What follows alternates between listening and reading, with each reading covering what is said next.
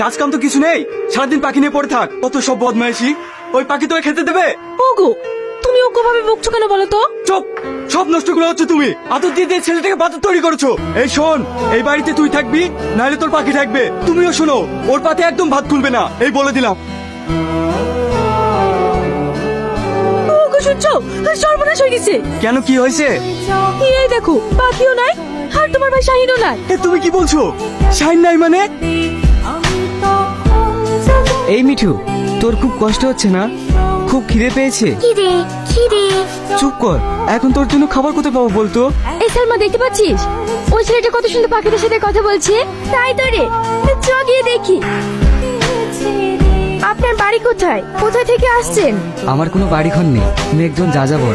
যাদের বাড়িঘর থাকে না তাদেরকে তো যাযাবরই বলে। সকাল থেকে আপনি কিছু খেয়েছেন? হ্যাঁ। কি খেয়েছেন? কেন, জল?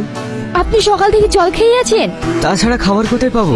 কাছেই আমাদের বাড়ি, আপনি আমাদের বাড়িতে চলুন, ওখানেই খাওয়া দাওয়া করবেন। আপনাদের বাড়ি? কিন্তু কোনো কিন্তু নয়, আসুন তো।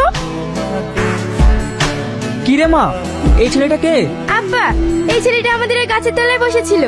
আজও সকাল থেকে কিচ্ছু খায়নি, আর এই পাখিটাও কিছু খায়নি, তাই নিয়ে এলাম। খুব ভালো করেছিস হে মা, এসো বাপ।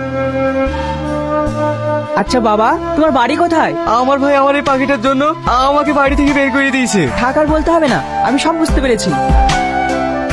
আমার মিঠুর সঙ্গে কি কথা বলছো? তুমি তো আমার সাথে কথা বলবে না, তাই তোমার পাখির সাথেই কথা বলছিলাম। ভীতু কোথাকার। কদিন ধরে তোমাকে একটা কথা বলবো বলবো করে বলতে পারছি না। কেন বলো? শাহিন ছেলেটা না খুবই ভালো, আর আমাদের সালমাও ওকে পছন্দ করে, তাই আমি বলছিলাম।